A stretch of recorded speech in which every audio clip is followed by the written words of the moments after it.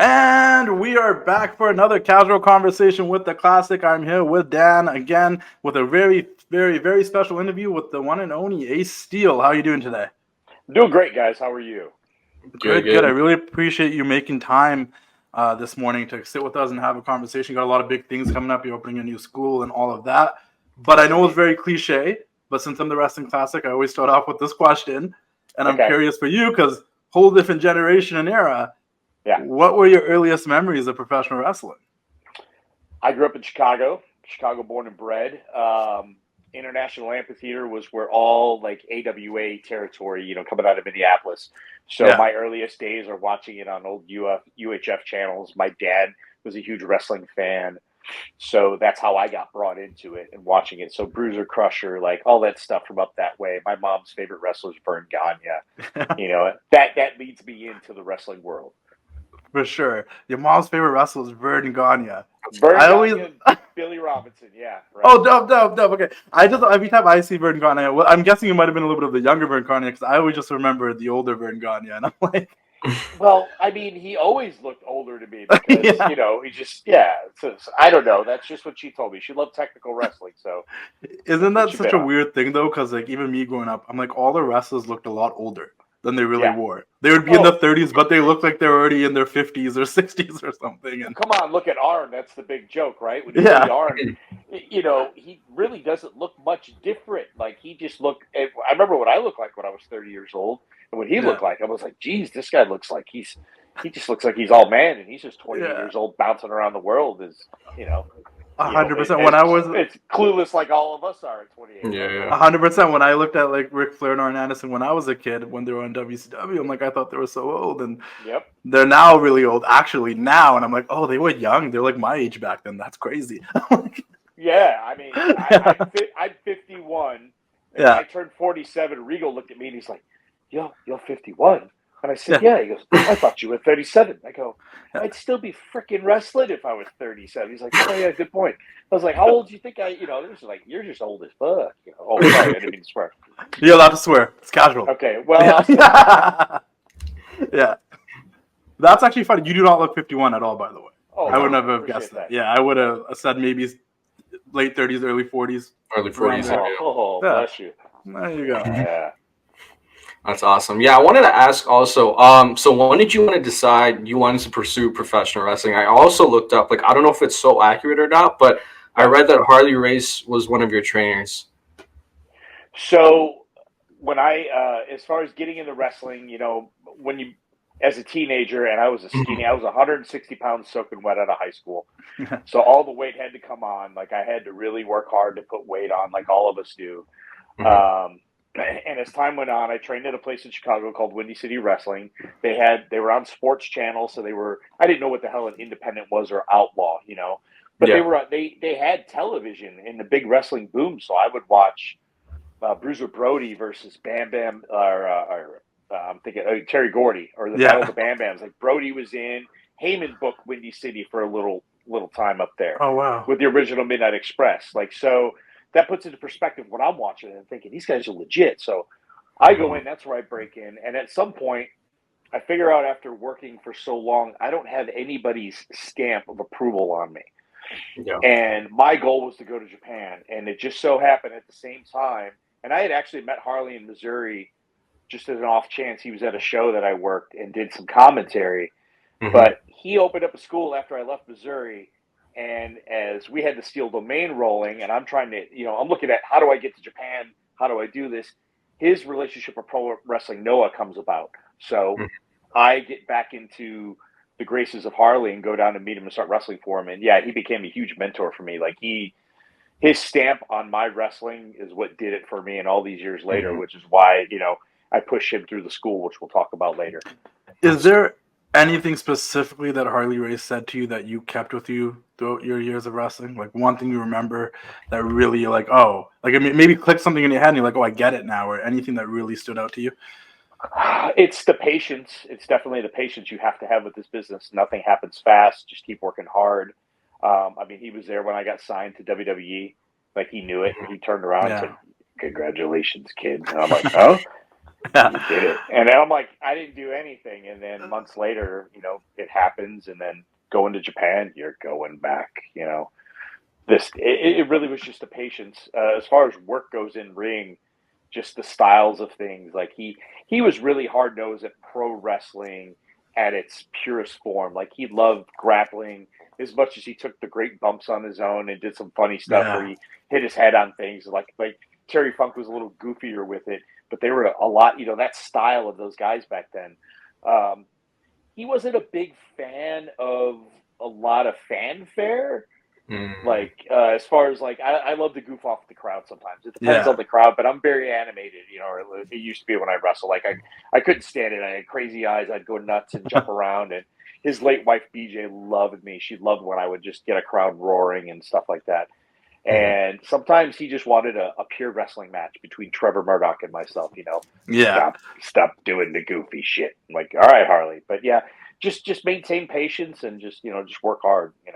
Yeah. Some of my earliest memories of you is from like Ring of Honor and the Second City Saints era, and then seeing you pop up in TNA a little bit and stuff. But that all aside, what I've watched recently more often, and before we did this interview, I went, did some research and stuff, was the Pro Wrestling Noah stuff you brought up. Oh. And I think it's super cool because now, if you asked me like 10 years ago, I might not really know this much about it, but in the 10 years of doing what I've been doing, writing my page, I've got to learn a lot more about the wrestling in Japan and all that stuff. And now, as a fan, I'm like, I'm curious how it made you feel, but to work with the likes of Misawa and Kenta Kobashi, like what did that mean to you, and what did you learn from those guys? Oh my God! So on the flip side of saying that Harley doesn't like Gaga, Misawa wanted me to do it over there. Yeah. Because if you think about it, like I go over there, and my inspiration are the Benoits of the day, Guerrero, Malenko, the junior heavyweights. I've never been tall. I was a lot more muscly back then. Yeah. And, I patterned myself after those people. So much like my early TNA stint, like I went down there and I used to wear feather boas and do like a very extravagant, stole a lot from Jesse Ventura and, stuff like that. Like I had the Mardi Gras mask and I was very flamboyant, which works. Yeah. But then I really got into this wrestling mode where I want to wrestle hard and just be vicious that way. So when I get to Japan, the grittiness of it, which I still love. But there's a healthy balance to all of it, which I was more one way than the other than bringing it all together because I love a Rick Rude, Rick Rude was just awesome. Yeah. But Japan, Misawa showed me that, the entertainment value, don't discount it, like give it, because I remember one night, and the funniest part about Misawa that I always say is that he famed us all. He kayfabe. Yeah. He kept the fact that he could speak probably perfect English away from everybody because the ref or Ogawa, his longtime partner, Yoshinara Ogawa, would come and talk about the match with us. Okay, he'll do this, you do this, you do this. And then we meet in the ring and just do it. Yeah. And one night, Ogawa comes to me and says, and we call him Sacho. And he says, Sacho asked if you will do a spot where you guys crisscross. And he stopped. And you run, and I'm thinking about it. I was like the Memphis spot? You want me to run like a goof? Yeah. And I'm thinking, okay. And I have this. This is the red light was on. This is for TV. And when I think back about it, when I thought about it then, it was because they had so many hard-nosed professional wrestlers, the Misawas, the big bumps. He had those guys on his card. I was that flavor he wanted to bring. Yeah. So you had some guys that would do it with me and others that didn't want to do any Gaga because they were the straight shoot wrestlers and they wanted to keep it on a level. But Misawa wanted to see the entertainment value. Like he saw the whole scope of wrestling. So to do this spot with Misawa where we run and crisscross and he just sits there on the buckle and I'm acting like a fool. I go the extra mile, get my trunks pulled down. Yeah. My ass, I'm in, I can't remember what building we're in, but my giant white ass is hanging out. And I'm kicking, and I'm running through the crowd yelling, stuff like that. Like, just the lessons from Misawa were just, have fun with it too. Like, when we would do a country town, we're doing these old spots that you would do. Again, I bring up Memphis, not to this. I learned how to punch watching Memphis, like throw a work punch. Like, they had the best brawlers, right? But you're doing the old pump handle spot where you take the guy's arm and it goes away, and you grab it again, but it happens to be your partner. You do this the third time, it's your partner, and you don't realize it. And you're yanking on his arm. He's like, "Oh, it's me!" And I'm just sitting there going, we're in Japan, we're doing this. But it was a country town. It's entertainment too. Like everyone misses that aspect because what we saw back then, and I talk about we as in the guys who got the tapes and all this stuff, we're thinking it's all just stiff, snug, and sure, when you had the dome shows or Budokan Hall, even Korakuen Hall, like that lights on, like there's a time for that, but then there's a time to give the crowd again some type of flavor. So he just showed me that wrestling is everything, you know. Yeah. 100%. And there's a time for everything. And I think him working with you allowed him to have matches because he couldn't be that silly guy, but he could Right. be have an entertaining match with you Yes. and like laugh it off, and it gave people a different perspective. And I love the Memphis comparisons because Memphis is known for a lot of the wacky stuff they did. It is known for the great storylines, like the Savage Lawler stuff and Dundee and everything, but it's also known for all the funny spots and the crazy stuff that they would try to do to entertain their fans. So yes, the mummy and the werewolf type guys. You know, Cornette would regurgitate later. Like, yeah, come on, there's that stuff. But like again, like I loved putting together my ring at the wrestling school. We were getting it together and trying not to make it so noisy. And I'm like, but I like a noisy ring because that's what made Memphis when you punch a guy and you make that noise or stomp a guy, drop an elbow. When you go to TV to watch any promotion, like WWE will have double padding on their ring, so you don't hear it so much. And I'm like, when I miss that aspect of things. I used to say that all the time because I'm like, obviously, like growing up in the '90s too, like they still wouldn't pad it that much, and like you would hear Brett throw a punch, but you heard the stomp on the ring and the canvas, and it made it seem like the punch had more effect and it was harder. And I'm like, every move seemed harder, and like WCW just always everything sounded loud. So like I'm like, it was just I miss that because sometimes it's just like it takes away from like everything having a bigger effect, in my opinion. Totally agree. When did you decide that you were interested in training other wrestlers? From the research I got, it said like 1998 at the St. Paul's Championship Wrestling School. But is that true, or when did that transition happen? Like, I think at this point you were like 7 years in the business, if that's correct. Like, that's roughly correct. Yeah, I started in '91. That's when I broke in, and I actually said this in the cauliflower speech when I inducted Punk. We really had no business opening a wrestling school, except the fact the place that I trained at, I knew I could train people exactly the same way and then better, because when I would come in with questions about things that I watched on TV, little nuances, they were like, oh yeah, you could do that too. And I'm like, okay, so there's more to this than just a straight lockup and very robotic and mechanical. It's the finesse of things, and Ricky Steamboat doesn't wrestle the same way as this guy. And so really the school spawned out of myself and my high school buddy Danny Dominion. We decided to get a school just for us. We weren't wrestling a lot. We didn't have, like, again, I said I left Missouri. I was in Missouri for 5 years with just a regular shoot job that I had gotten. It moved me out of Chicago, and I kept wrestling, but there wasn't a lot. Like I would travel once a month somewhere. I wasn't doing it enough. I wasn't training enough. And at that age, I knew I was like, I need to get out and do more. Now's the time. And so I moved back to Chicago, and we started the Steel Domain. And lo and behold, us opening a school just for us brought in others. I had already met Adam Pierce a couple of years earlier, and he flocked to our school. He just came on over, just across town.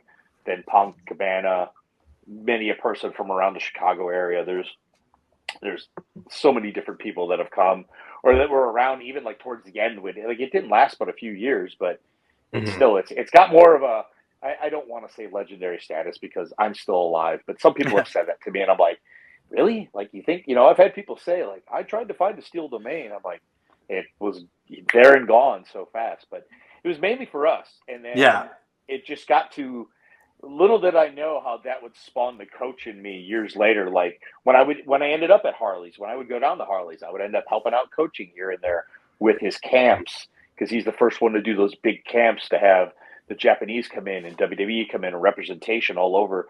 So it really was the one spot where you can get a look at from, all different sides of, different sides of the world to go and work somewhere. Like there were people picked out of Harley's camps for WWE for going to the dojo in Noah at the time and things like that. So it helped me in that aspect that I could go in and just started training after that. It's pretty wild wild that how that all just It is snowballed. pretty cool too, and I think it probably has that legendary status that it has, because from a fan perspective, who was a kid at that time and like just found Ring of Honor in like 2002-ish on TV and like started discovering the indies a little bit. I was like 11, 12 years old. The internet was popping off, and like that era, like there's been obviously a boom in the indies in like the 2014, 13-ish period and stuff, but that like 2000 to like 2003 class of independent wrestlers was like the wrestlers a lot of people Daniel's age probably grew up on in WWE and stuff, and it's like knowing that the Punks and the Cabanas and the Jamie Nobles and the Homicides and the Samoa Joes and Adam Pearce, he was like that for if you were an indie fan, the NWA champion for a long period of time. All these guys were like the kings of the indies. So saying that some of them came through your school is what I think. When someone's looking it up and they're a hardcore wrestling fan, they're probably like, "Where's a Steel School?" You know what I mean? So. I talked to Kylie Ray last year. I never met her. I met her last year, and she's basically Chicago born and bred. And talking to me, she was like, "Do you know this guy and this guy?" And I said, "Yeah." She's like, "Well, if you think about it, were they trained by you?" And I said, "I had one of your trainers' first matches, a guy by the name of Kevin Quinn, the guy who she used to train with.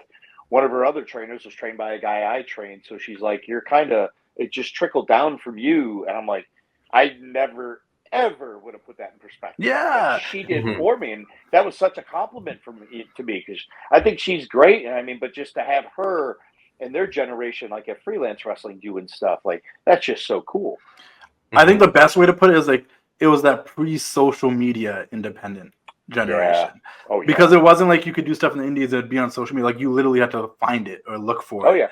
Or tape trade, and that's how you knew. And that's like, and then there's all these popular independent stars, and I think that's what makes that era have a different aura compared to like the eras that came after. It was almost like the, in a weird way, not the territories, but like the last idea of like a territory. You know what I mean? Yeah, it was a different time. It was a different time and very cool. Like at that time when I did get to meet a William Regal, and then he would follow me and keep up with me and see where my name was. We've talked about this. Like the only thing we could do to get better, and it's the only thing for anyone to get better, is to wrestle better people. Yeah. Just in any profession, you work with different people. You work with people that are on a higher level than you are. You don't want to take away your individuality, but you've got to get that higher learning, as I call it. And with a guy like Regal, like I talked with him, he's like, yeah, but you guys sought out that extra level, with Punk and Eddie Guerrero, and just how we latched on to different people over the years. It's just a wacky time, a great time though. I haven't seen it, but I read about the match you had with Rey Mysterio, and I'm gonna look for it at some point.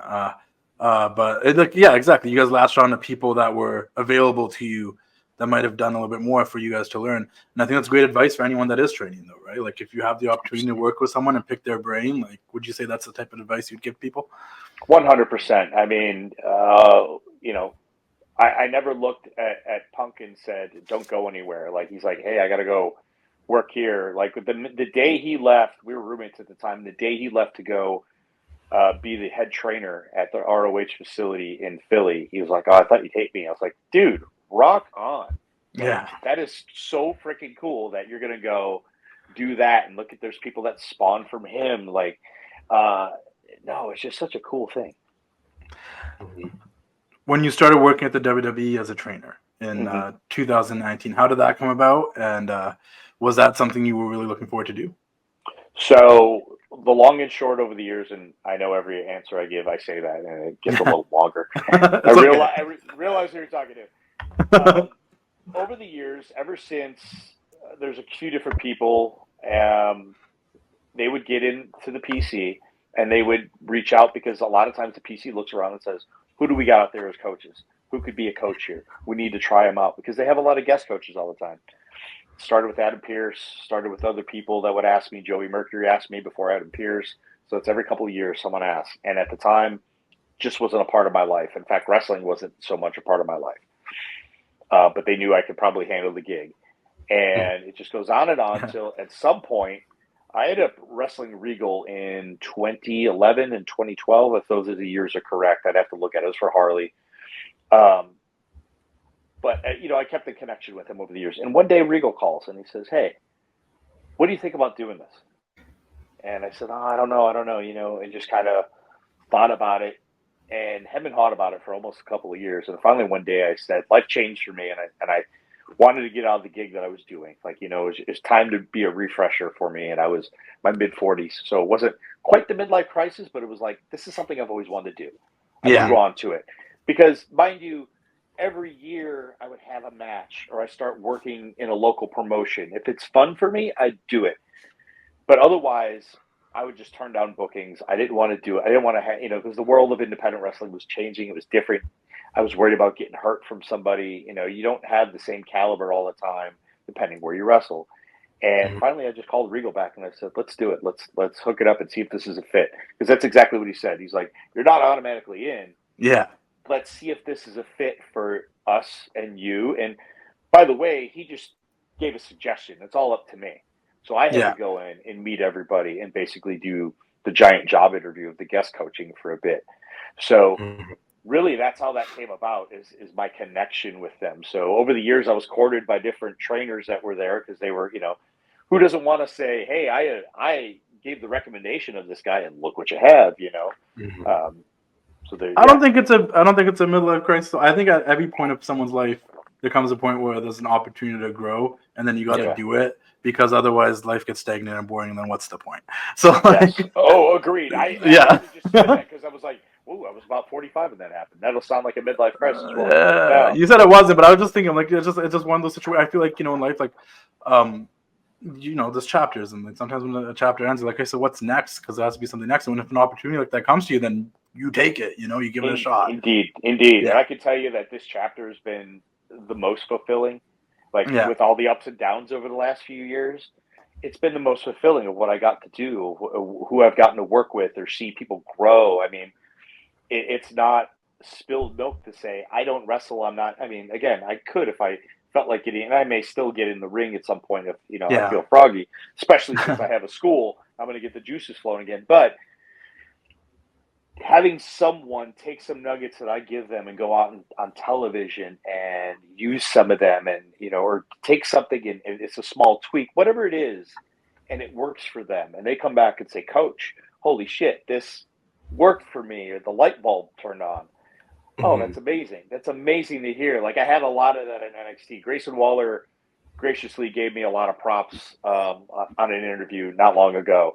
Yeah. And that blew, and I was like, hey, thanks, man. He's like, no, you that's personal between us. I would never bring out the message, but he brought it up that he thanked me a lot for his early days there, because I took an inch. He was in my class, and at the time, like, nobody was jumping on him, and I was helping him out in class, going, nope, this. I was nitpicking him, and the good workers like to be nitpicked. The good wrestlers want to be nitpicked to get better, and he was one of those guys. And to see things come to fruition with him, man, I just watched him on Raw main eventing against Cody, like, for a coach. And again, I haven't coached him for a few years, but just to know that's where that guy is, that's awesome. No, 100%. It's good to see, like, his growth and development under you. But I wanted to ask, like, what was, like, some of the other pieces of advice that you'd give to the other trainees at the PC? Man, that patience thing is huge. Loving the business, because at the PC, you'll get a lot of people that were hired to be wrestlers as opposed to people that were wrestlers ahead of it.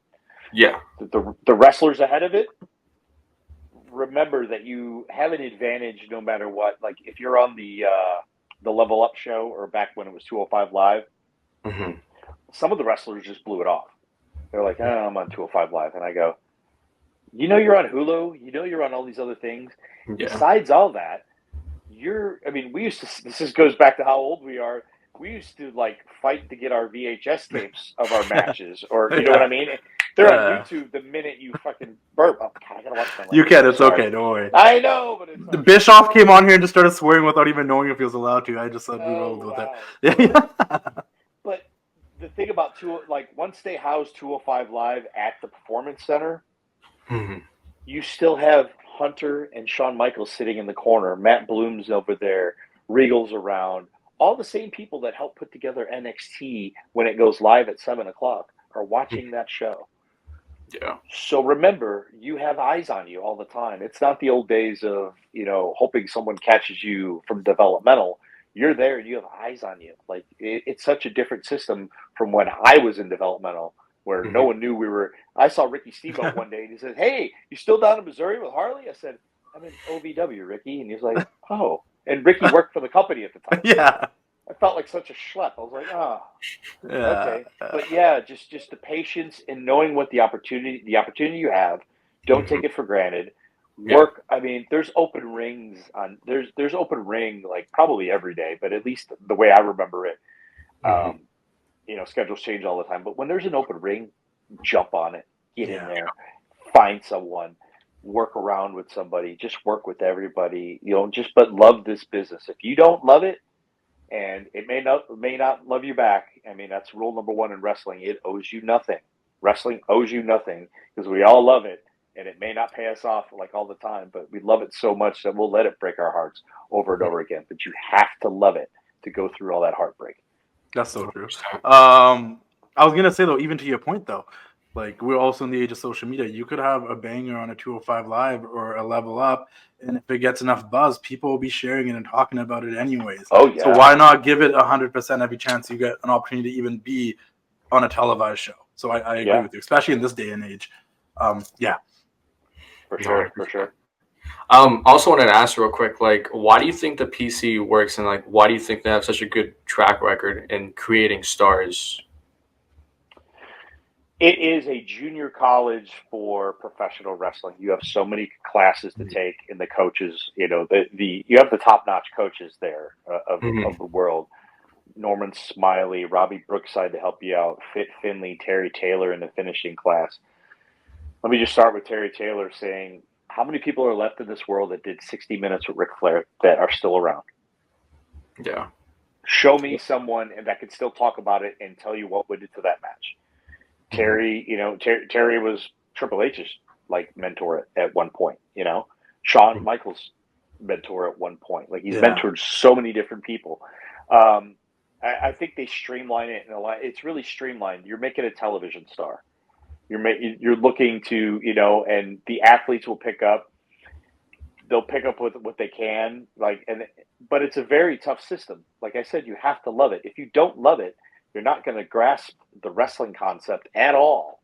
And it just becomes mechanical, and it looks that way. Like you have to add in, you know, you guys are obviously into this, so you have to add in the emotion with everything. Like look at Tiffany Stratton. I was at her tryout, so that's just a couple of years ago that I watched her try out. I watched one of her first matches. I produced one of her matches, like on just like an in-house show. But to watch her grow into what she was just in the elimination chamber and killing it, you know? And I haven't seen her since I left that place. This is not like I basically don't know her. I'm just saying what they did with somebody that was ready to do it. You know, she was like a CrossFit girl. I remember her coming in. Yeah. She was a lot more jacked, and she morphed into a wrestler. There's some that don't. Again, it's the love. It's the love for it. So love it and soak up as much as you can. I feel like you've already answered this now, but I want to go back to the fact that you're saying like you need to love it, and wrestling owes you nothing because you know it'll break your heart over and over again, but you have to love it to stay in it.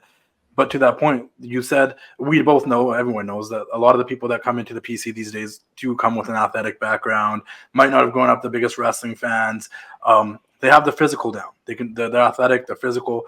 But what advice would you give them when it comes to terms of the mental game? Because wrestling is a really big mental game, especially if you're an independent wrestler trying to make it, trying to get bookings, trying to get, you know, recognized and noticed. What would you tell them about the mental game of professional wrestling if you had to give them advice? Well, understand first that it's a mind, F-U-C-K. Yeah. Mind fuck. I spelled it, but I wouldn't say it. Like my dog's in the other room, and I'm saying W-A-L-K, but no, you know. It's a mind. Wrestling's a mind fuck, so you have to be ready for it because you're going to sit there. And I've dealt with the guys and girls that said I should be getting this opportunity, not that person. Why wasn't I? And I'm like, it's not up to you to choose that.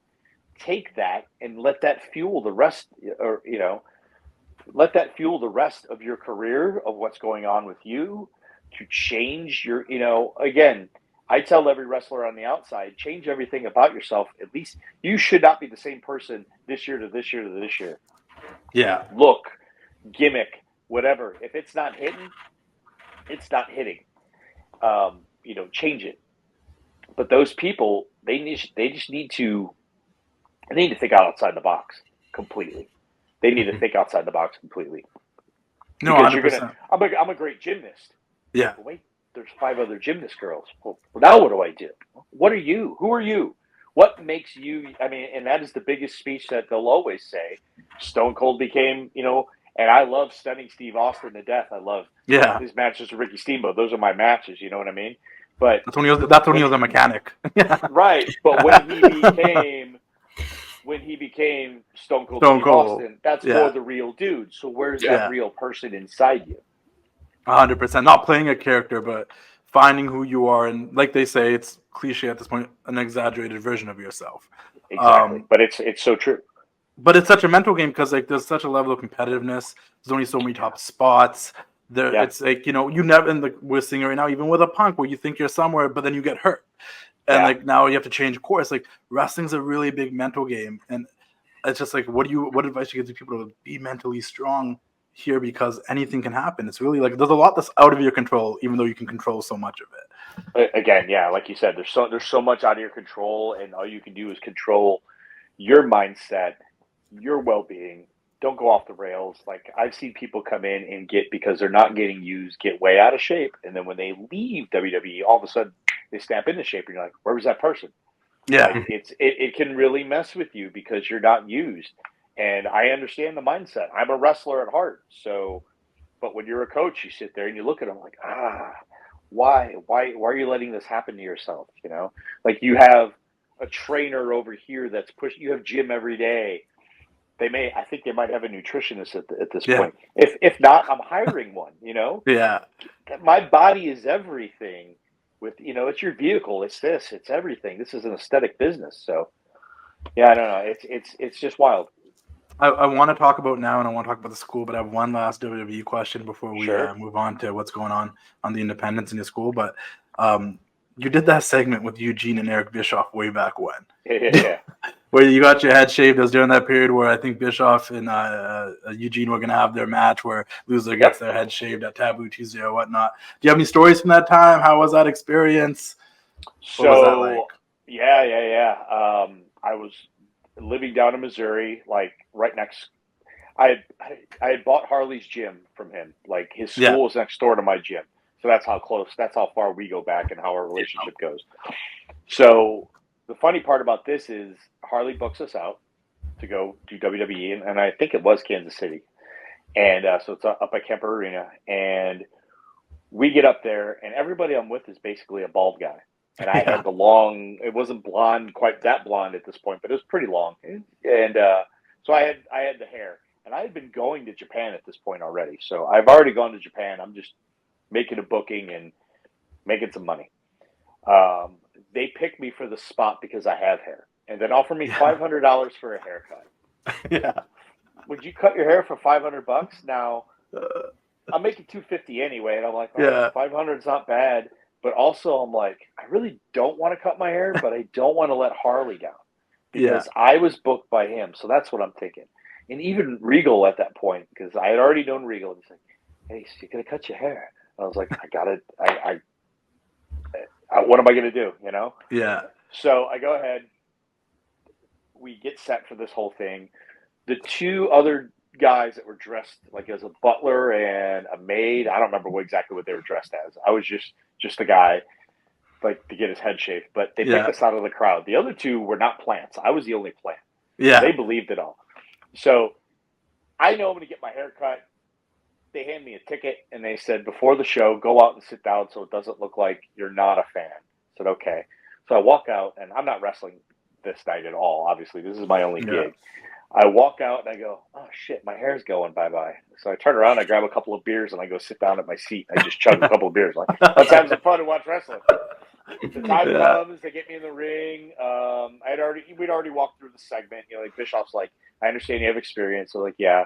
And he's like, I'll just give you a sidekick. And they stress not making you try to not make it look like a real bump. Like Yeah. And so I did my best not to do it. When I watch it, I'm still like, I can't help but kind of bump. But I tried not to just, so we walk through it. That's fine. All that good stuff. And so drink the beer. They pick me. I sit in there. They pick me out of the crowd. I get in there. they're trying to shave my head. Eugene is, and I've got so much shit in my hair that it won't go through my hair. My hair is pretty damn thick. So after the segment happens, and then they do the bit. Bischoff kicks me. I take the bump. I get to the back. They have the guys there that are doing this. Oh no, no. Yeah, this was after. So not only do they make me cut my hair for a shoot, like they're like, oh, we're giving you a haircut. We paid for it. So they give me like this mushroom head haircut. So I look like a bowl. They gave you a bowl cut. Yeah, they did. They ruined my head. I was like, oh shit! To the point where the next night I was put in a dark in Wichita, Kansas, and I wore someone else's singlet. Like I didn't want it to know that I was Ace Steel because my hair just looked so stupid. Yeah. Like I just did not want to be me.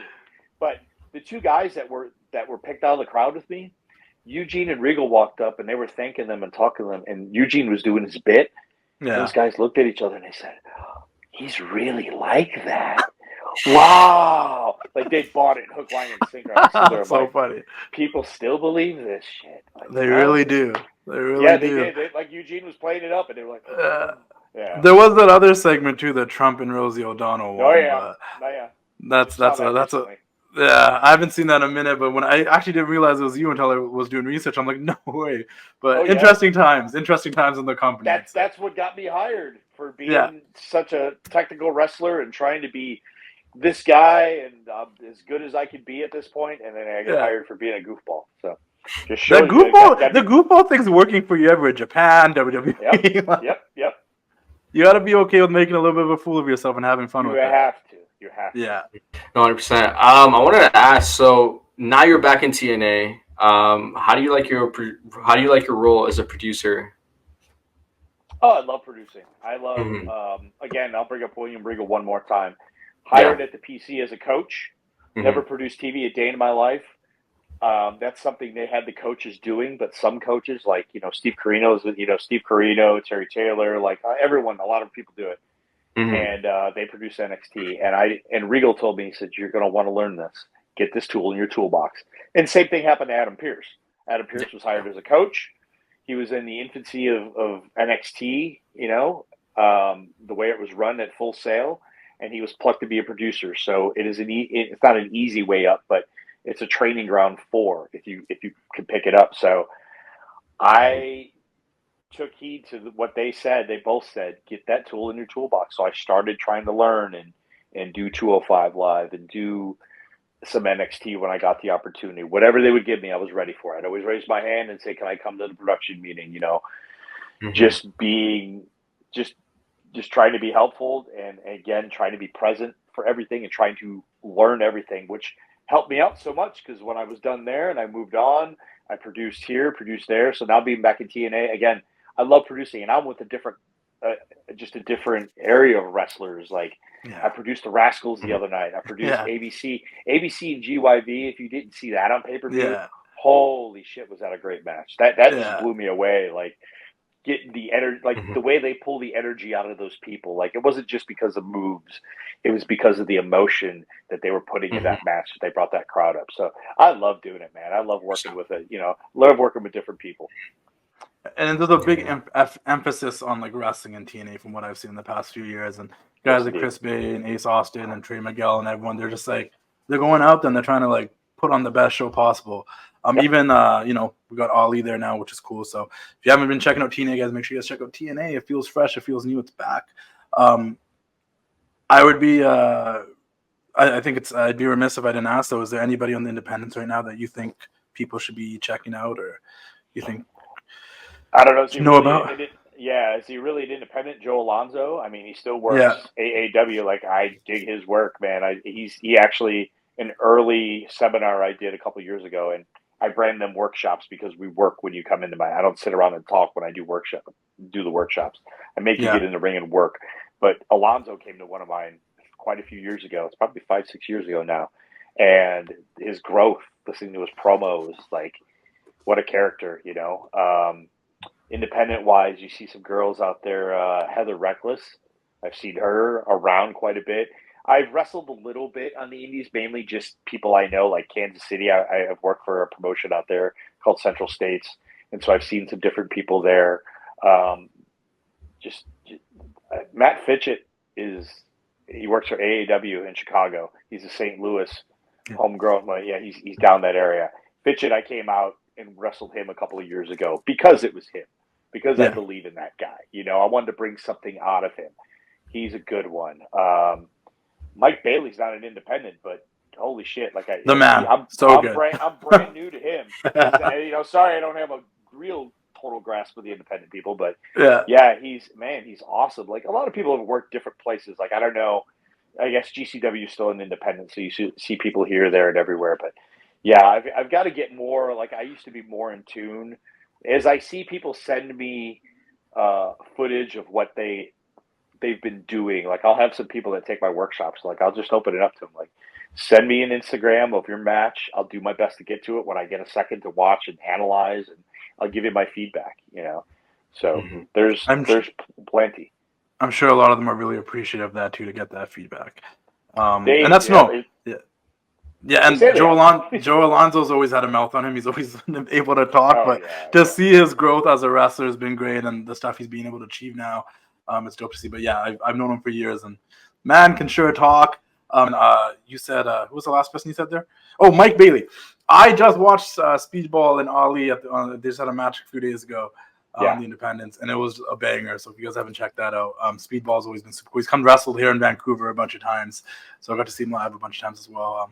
He's tremendous. Let's get to it. The Foundation of Pro Wrestling, your own school. Of Pro Wrestling. Yes, sir. It's when is it launching? What do people need to know about it? And why did you feel like after all these years it was time to open your own school again? Launching in April, Mania season. The Foundation of Pro Wrestling I'm wearing the shirt. The name spawned after a little group that we had a couple of years ago. Before there was a foundation in Ring of Honor, we had our own little group in Kansas City. So I even took the old logo because I loved it. And I felt the need because I've been out in the world now and I've seen so much lost in our business from when I was actively doing things. Like there's just so many things that have been lost over the years. And so to compare, before we had all gone to Japan, we all thought the Japanese style and that hard-hitting style was hard-hitting and we were killing each other. Until we all went to Japan and realized, no, it's snug in the right places. It's stiff in the right places. Nobody's knocking the living crap out of each other. They are, there's a proper way to do this. There's a proper way to do this business. And I feel a lot of that's gotten lost. And there's definitely, I'm not going to lie and say it's not a performance art. It really is. But the performance art is fighting. And I want to bring that realism back. Like there's some people that have trickles of it, but again, if the kickoff show to me a couple of weeks back that WWE did, and mind you, I likely might not have turned it on if Punker wasn't doing something on it. Yeah. But I had it on, and when I followed through and watched that last angle storyline they shot, it had such a real fight feel to it. Mm-hmm. I just put my hands up and said, "Man, that's great." Great freaking TV. But they're touching on realism and everything they're doing now. That being WWE. But the best stuff that we all jump on is not just moves. It's the emotion. It's always been the same. If you can draw emotion from that crowd, as opposed to, moves don't, stories fill hearts, moves, matches fill time. Yeah. That's really what it is. That's the Terry Funk quote. Stories fill hearts, matches fill time. So those stories, what stories are you telling in the ring? But you tell that with a fighting aspect. You think shoot, but it's a work, Yeah. And that's what I want to bring back to what we do. And I've had so many people, especially when I do these workshops and I come in and I have people like they're still sending me things or where can I train with you, Ace? Like even when I wasn't wrestling, I'd get an odd email or someone would try to hit me up on social, which, is locked down completely. But I'm more open these days than I was back when I wasn't really wrestling. But like, hey, do you have a school? Do you train anywhere? I'm like, nope. And now that I've been back in it a few years, I get people coming to me, proper wrestlers that are out there that want to come do one-on-one sessions. Well, and I'm excited. I can tell you this, to train someone from the ground up. Yeah. I'm excited to get someone from the ground up and work with them and have them and put someone else out into the world and give them these qualities. Exactly what Harley Race gave me. Yeah. I mean, and I've got Harley Race branded on there, like Harley Race training. Harley Race is coming with me into all this. And mind you, I've been not that I didn't watch his matches and study before, but I am so studying everything he does. And there's so many things that everybody does the same way. Like I said, back to when we wrestled a certain way, when we were doing what we thought was Japanese style, so we all got it. To a lot of people do a lot of things the same way now. Like even when sometimes you'll see people at the PC wrestle like they see on TV. It's like, well, they already have that on the main roster. Yeah. What can you bring? Don't wrestle like John Cena. John Cena wrestles like John Cena because he's John Cena. Yeah. Grayson Waller's different. We'll throw him back in there. He has a different style. You have to, let's find that individuality, but let's leave again. Let's bring an aspect to it that's more traditional. That's and mind you, I'm bringing in new age stuff. I love everything I watch. Like I said, working with the Rascals and ABC, seeing those guys do what they do, I think their stuff's phenomenal. But they put their stuff in, and the timing on everything, like this is missed a lot of places. And I want to bring this stuff. I'm in the Orlando area, and I happen to live down here. I have since I moved down here way back when, and I'm going to be the 51st school in the Florida, in Florida, period. But I bring something different. I bring experience that I have now that I'm seeing, the things we can fix and the things that can help change things. Well, you have a wealth of knowledge, years of experience. You've worked with some of the greatest in the business. You've helped out some of the greatest in the business that people would consider the greatest in the business today. You've worked at almost every major company, whether it was as a trainer or a producer. I think there's a lot. You bring those two things you hit that I always kind of feel like too is like, there's a lot of monkey see, monkey do these days in wrestling. If they see cool things, other people want to do it. But it's why you're doing it, and if you're important enough to be doing it. If you're somebody and you stand out when you do it, it means something.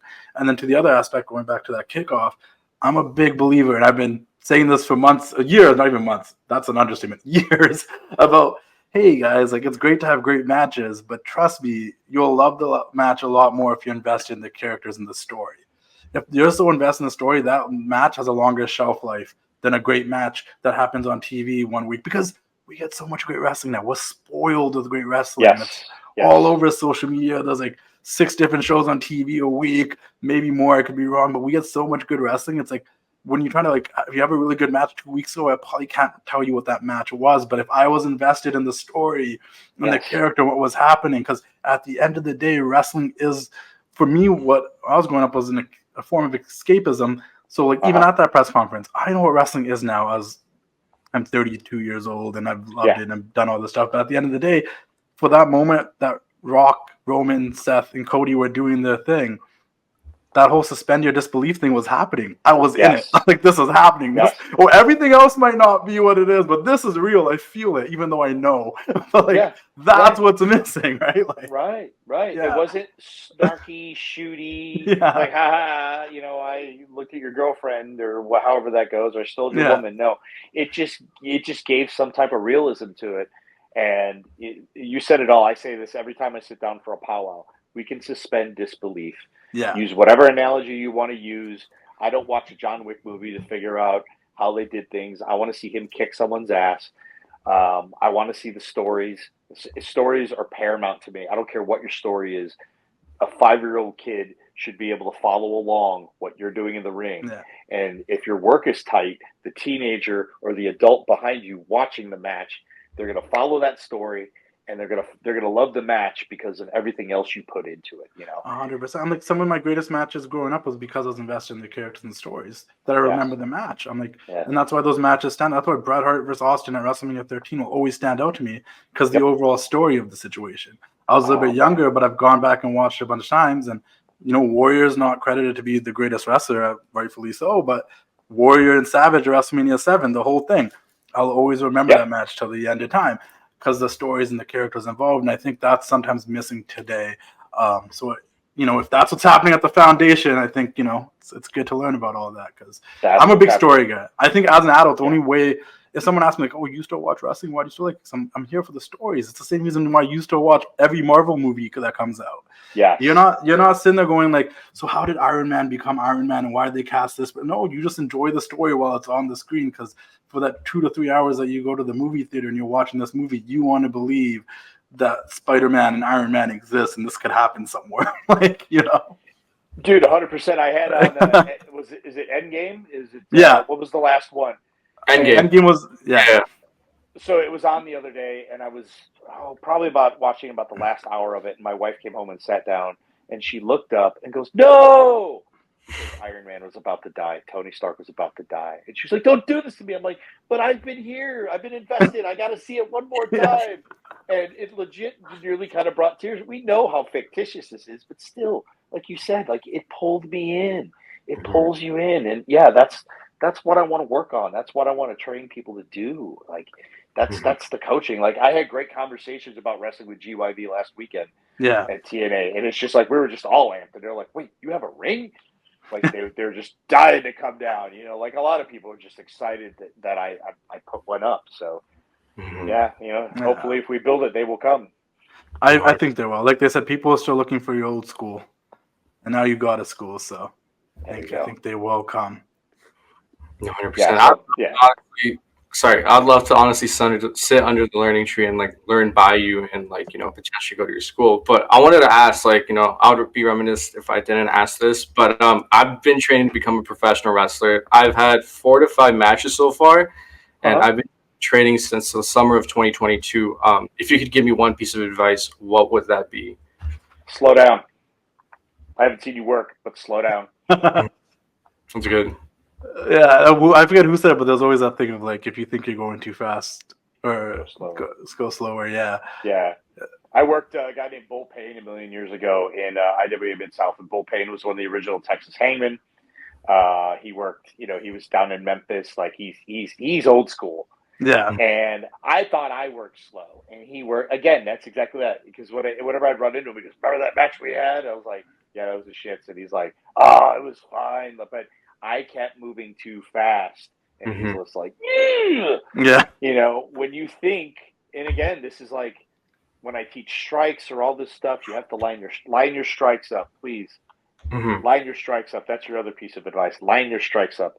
Watch the old timers for that stuff. Or come down and learn. But when you think you've messed up, or you think, "Oh my gosh, this is 5 minutes of me pushing the guy, boom, boom, and I nail him." It's not. It's half a second. It's half a second. The crowd, if they're watching your mannerisms, whenever I do something, I look around, and this is the only way I can put it, and if there's nothing sweet on it and nothing that sounds intelligent, I just say, I look like I'm doing some shit. I just look around like I'm doing some shit and I hit somebody. I don't know what I'm doing. In my head, I'm thinking what's next, but I just look around like I mean business, always look like, it's fake it till you make it type thing. Yeah. That's kind of what I put in the middle of that ring. Like, I don't call my heat anymore. Like, I might say I might do this or that, but when the heat spot's done, when I cut you off, what are you going to do to me? I don't know. I'll figure it out when I'm there, because you can react to what I'm doing. So try, that's my other piece of advice. Try to improvise more. Learn to call it in the ring. That's another thing that's gone to the wayside with television wrestling. I understand it's a necessity, but there's a lot of people that can, and it's a hard art to learn, because that's the art of our business. The core of it was that 2 guys would just walk out and have a match, and you can flow together. But so those are the things I give to you. Before the internet attacks me, it was if you think you're going too slow, go slower, not faster. I don't know. I'll correct myself. Did I say faster? You just agreed with me, but I just want to make sure that we know that I said it wrong. If you think you're going too slow, just go slower. And the second thing, to your point, is, and I don't know nothing about nothing. I've only got bumped around a ring for fun by people that I know when I went there to go hang out. But I do think the point about improvisation is about the idea of, like, if you did plan out a whole match and something doesn't go your way, you don't want to be sitting there not knowing what to do. And that's why knowing how to improvise is still a beneficial thing to you, because, like, in anything, right? Like, in any sport or job, like, to actually have knowledge of what you're doing before you do it the way you're supposed to do it will save you from looking, silly, daring mistakes. You know what I mean? So 100%. And also what we just talked about, feeding off the crowd. If you can't feed off a crowd, but you're like, I have to throw one more punch. Oh, you have to acknowledge those people. They have to. How else do you get them invested? Yeah. You can't just let it soak in. Look at Punk's matches with Dominic Mysterio. Yeah. They're just working. And was the first one, by the second one came along, but you hear those people. You hear those people in those arenas. And what was it, the Forum and MSG? Yeah. Okay, was that the 5-star, was that the match that everybody, no. But look, can anyone else do that? No. Yeah. Not just yet. It takes time to get there. It just should be a huge lesson all the way around. 3 last questions. We don't have to spend too much time on them. First one, though, because you are a personal friend of his. How happy are you to see CM Punk? I know we're in a roadblock right now, but how happy are you to see CM Punk back in the WWE? He's back where he belongs. I was excited. I knew it was coming at some point, that he should be there and that they would want him. I'm just extremely happy to see him. And it's not just finishing the story, it's capping his legacy. It's because it's just when he finishes the story, he's not done. He's capping his legacy. He loves this business. He's always loved this business. It broke his heart, but he found the love again. And he's at a down spot right now, but he's coming. He's the king of comebacks, man. So yeah, I'm excited. I mean, we're family. So to see family be happy, that's all I need. I've said it before, and I'll say it again as a CM Punk fan, though. We already waited 7 years. We'll wait. We're waiting for you. We're happy. Don't worry. When you come back, you come back. But we already waited 7 years. Don't worry about us. We'll still wait. But and then another thing I want to ask you, and we asked this to Bryan Danielson because I found it just to be such a interesting thing now, looking back at your career and your life. Mm-hmm. Isn't it? How does it feel for you, now, seeing some of the guys that were around when you were starting or you first started out training, and now you're backstage, whether it's at WWE or TNA or wherever, and you see familiar faces you might not have seen for 10 years or something. What does that feel like for you? It's an awesome feeling. It's an awesome feeling to walk into TNA and see Alex Shelley, who I haven't seen. It would have been longer had he not been a guest coach at the PC once. Yeah. But it would have been longer, and I saw him, and he just gave me a huge hug. And most people call me Ace, but he's known me so long, he calls me by my shoot name, Chris. And he was like, Chris, I'm like, Patrick. And he just gave me the biggest hug and said, it's so good to see you here. Seeing Mickey James give me a hug just in present time. I'm so happy to see you here. You're just happy to see these faces. When I see Serena, who I was in developmental with, and I produce her matches to see, to help her craft her match. You know how good that feels for her to walk to me and say, what do you think of this? And I'll give her an idea. And she either goes with it. Same with Punk. What do you got? I'll throw stuff at him. It's either used or not used, but it might spark another one. Those things, it's so good to see those people, to run into a Claudio, to run in, like I said, Alex Shelley, Chris Sabin. Haven't seen Sabin in forever. To see these guys matured, to see how smart they are about wrestling. It's just a great feeling. It's really cool. It's such a wacky fraternity we have. Yeah, I just find it so fascinating because, if you watch some of the old stuff, you're like, oh, these guys used to wrestle each other back then, or you guys have all these memories and you came up together in this journey and you guys all did the rough and tough stuff, and then you're all still kind of here. And when you don't see each other for a long time, I'm like, that must be cool to walk into a locker room and be like, whoa, there's no hard feelings. It's just we drifted on our journey, went different ways, but there's always going to be that bond because this business creates bonds between people.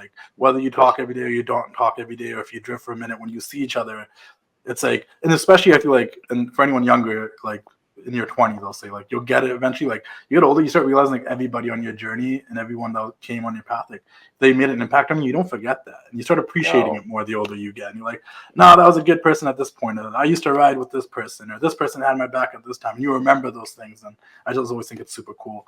So it's cool that you get to experience that.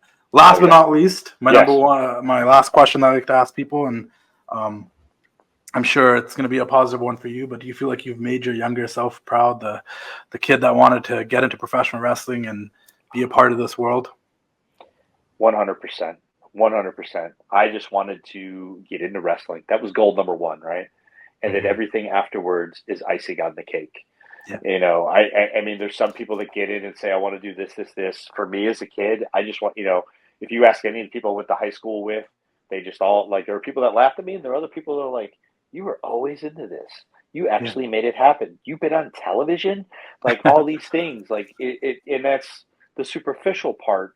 But the fact that I've always wanted to do this and I'm still involved and have the capacity to take what I've learned all these years, and you know, it's not for nothing. You know, the fact that I get to give back and do this now in this aspect, like I said before, not spilled milk, but no, I think.